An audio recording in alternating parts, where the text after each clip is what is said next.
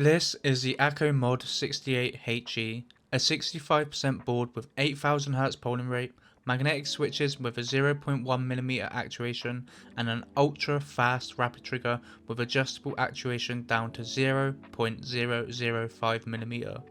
On paper, it sounds crazy, and for the price this costs, this might just be one of the best keyboards at its price range, especially because at the time of publishing this video, you can get this keyboard for as low as £65. I've been using it daily for the past week for gaming, typing, and editing, and today, we're going to break down everything that matters. Alright, so first let's take a look at what comes inside the box, and first thing I must say, I really like the fact they put some effort into the design of the box. I think the artwork looks sick. Also, a little bit on the back as well. And obviously, their logo on the front. But yeah, really nice clean design of the box. So first, obviously the keyboard, which is nicely packaged. We have a little instruction manual here as well. It probably tells you about the functions of the keyboard. And then in a little separate box, we will most likely have the USB-A to Type-C cable, which is in black so it matches the keyboard. And a very standard keycap and switch puller. And like I said in the intro, I already have been using this keyboard for a week now. So I have got a good grip on, what it feels like, what it's actually like to use on a day-to-day basis. And I will say I really do like the design of this keyboard.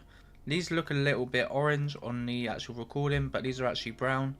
So the brown aesthetic with the black keycaps and the aluminium case as well, which is like a grey, that looks really nice. If you have a full black setup with maybe some wood grain kind of panels on your PC or something, this keyboard or this actual design would look really nice. It does come in a bunch of different colour options, keycap options, so we will cover that a bit later in the video.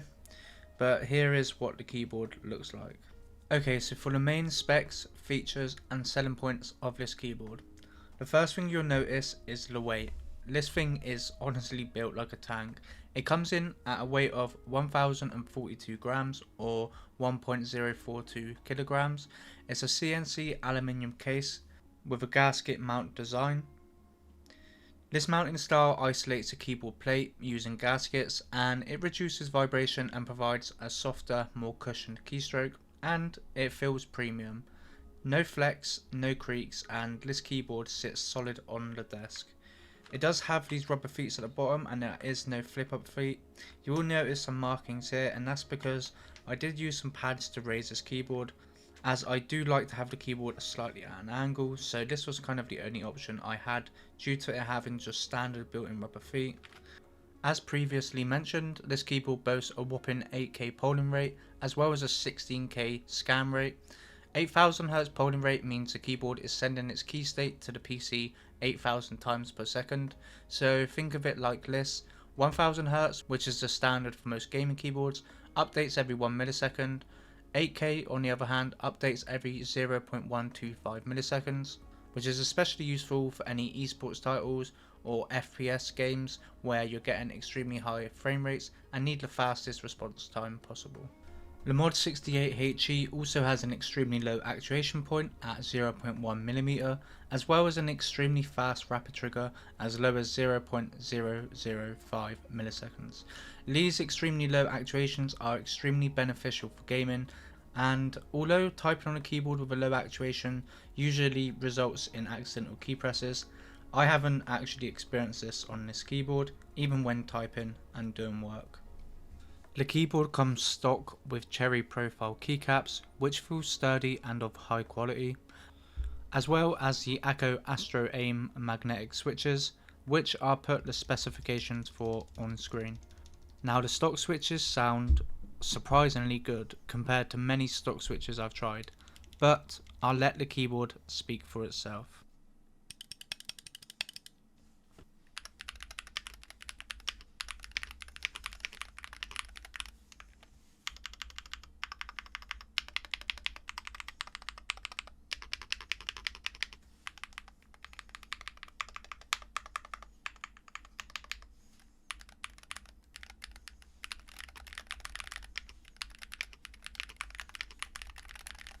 So there we have it, that's how the keyboard sounds. Let me know in the comments what you think of the soundless keyboard.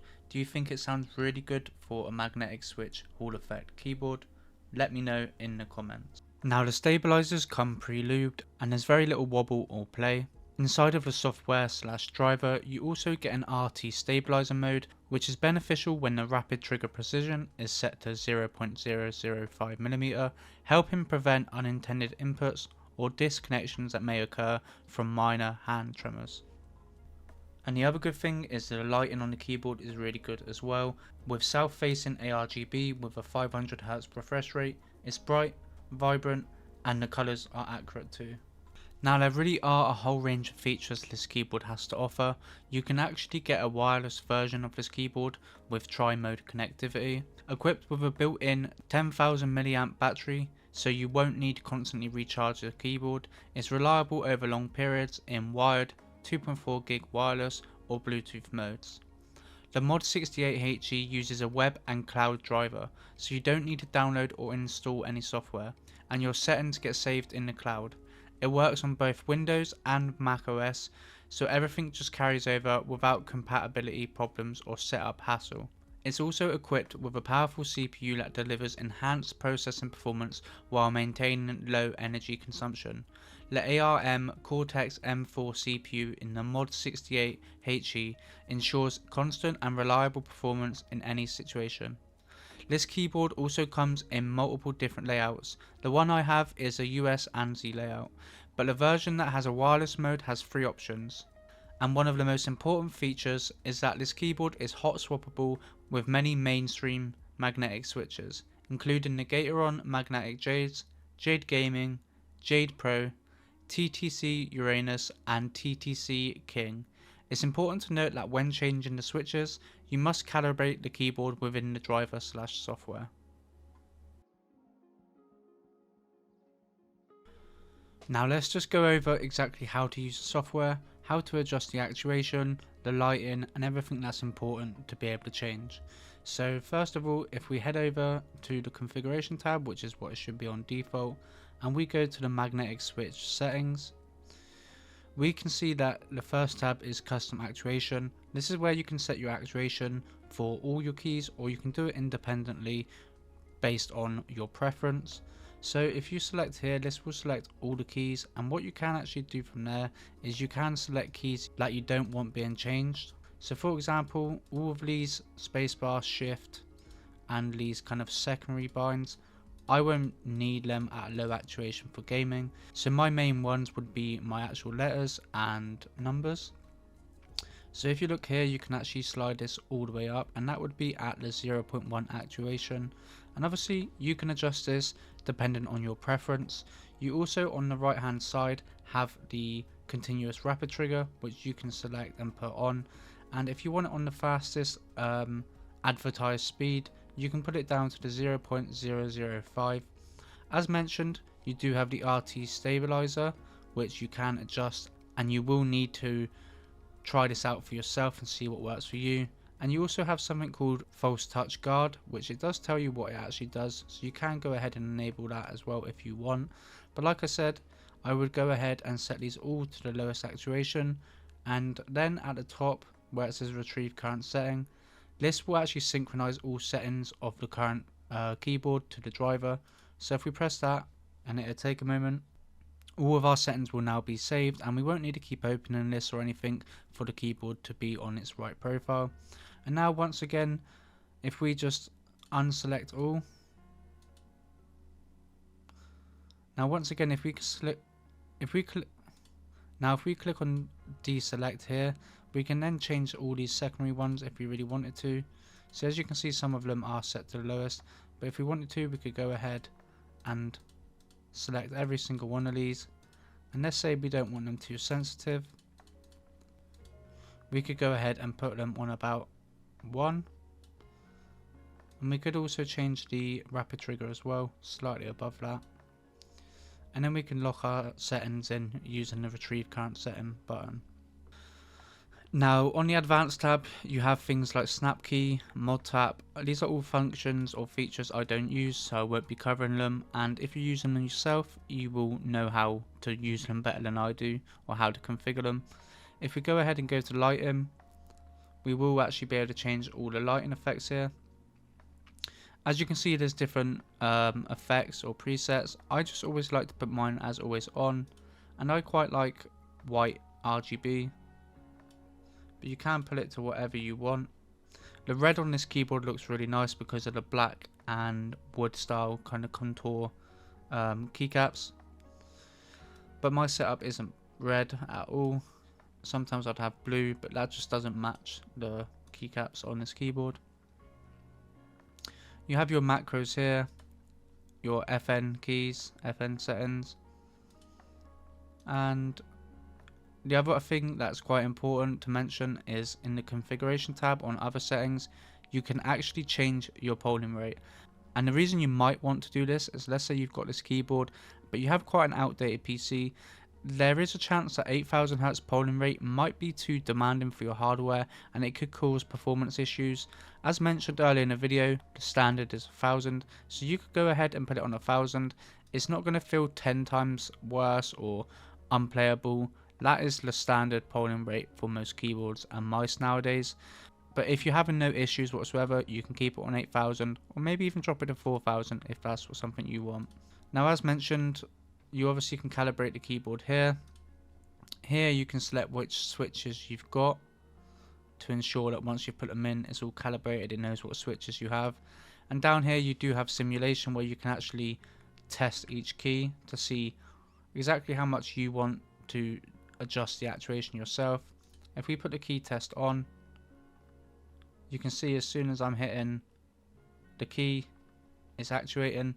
But if we have a look at spacebar, because we set it to 1, it's not actually actuating or engaging until we hit 1.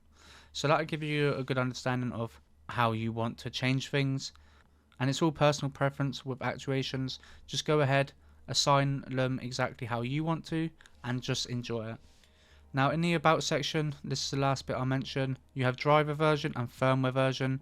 I know both of these are up to date, but you can check for these every couple of months, or if you're ever having issues.